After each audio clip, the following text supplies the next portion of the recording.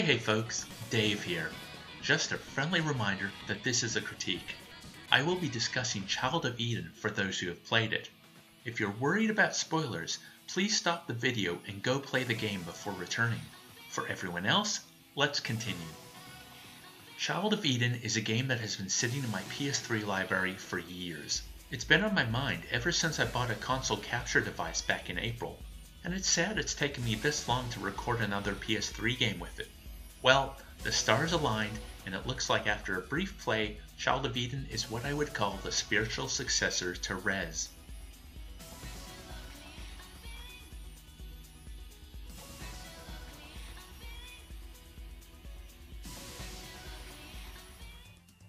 Right away I was struck by, I guess you could call it, a sense of synesthesia. Child of Eden tries its best to fully capture 3 of the body's 5 senses and twist them around in a tumble dryer. The surreal visuals mixed with the pulsing soundtrack, which is reinforced by the subtle yet ever-present vibration of the controller. As each stage continues, all 3 aspects keep building to a crescendo. Most of the time, that crescendo is a boss fight, but all of the stages play with the simple idea of building to cathartic release in different ways. For example, stage 1 has the boss quite early on, and then the action starts building all over again afterwards. Stage 4 has you fighting the boss at the outset, in the middle, and finally at the end. And stage 5 is sort of a boss rush, where all the previous bosses appear in different forms. Luckily, you don't have to fight all of them, but the variations on their original encounters undoubtedly resulted in some panic.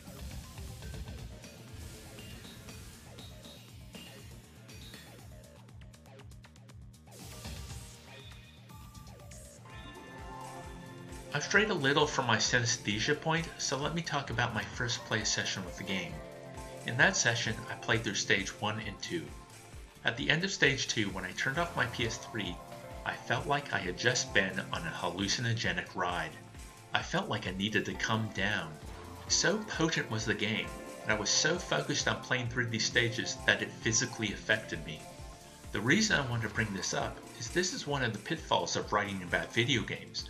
You can watch someone play their game footage, and especially if they're commentating, you can get an idea of what it is like to play the game yourself, but it is a poor substitute for what it feels like to be plugged into the machine, so to speak.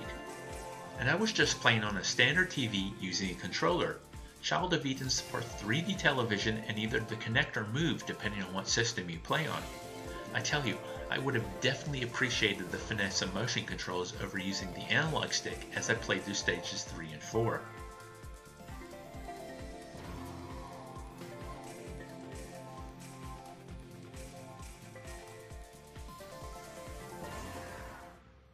I had no idea the game would get this hard.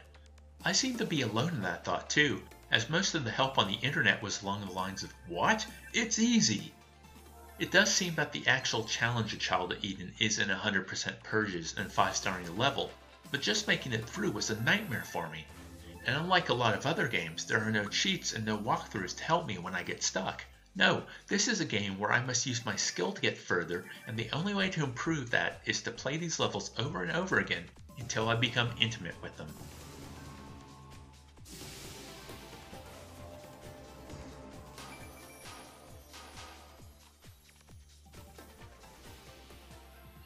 Part of my slow progress was taking an inordinate amount of time to work out the whole regular enemy, purple enemy divergence. Once this was realized, the 3rd stage beauty was not as daunting, and it only took me a couple of tries to best it. Stage 4 Passion is where I almost considered giving up. And it wasn't the stage either, it was the boss. Child of Eden has no checkpoints, so a 12-minute stage has to be played through again if you lose it at the end. And did I lose it at the end, time and time again. The patterns of purple projectiles it pelted me with were insurmountable. Even if I had saved up my euphorias, a screen-clearing bomb that you can hold up to 3 of, it wasn't enough to stop the onslaught. I was becoming frustrated and disillusioned. Sure, you can farm previous levels for stars to unlock the later stages, but upon acquiring 20 stars to unlock the final stage, I realized I had to complete Passion before I got a chance at it.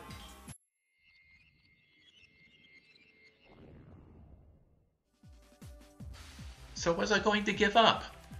I told myself that I had more than enough footage to talk about this game. I also told myself I made a commitment, and if I used a play session to keep playing Passion over and over again, I'd eventually have to win. So I bought myself a 3.5mm jack cable extender so I could plug my headphones into my television, as there's no way to use headphones connected to the PS3, and set my intentions to finally making it through. I beat it the first try that evening. After hours of defeat, I made it through, barely.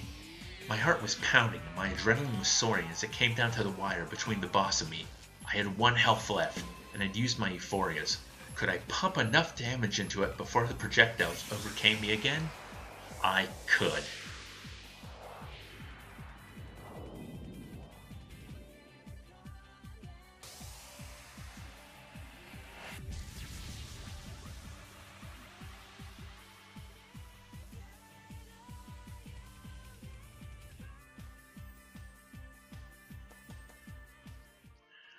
So I had one final decision to make. Would I play the last stage through normally, or go to no damage mode to scope out the lay of the land?